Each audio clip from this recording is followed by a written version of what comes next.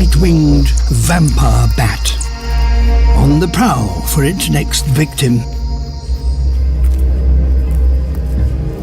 This cockerel is fast asleep. Heat-sensitive receptors enable vampire bats to detect subtle differences in temperature, so it can pinpoint exactly where the warm blood flows close to the skin.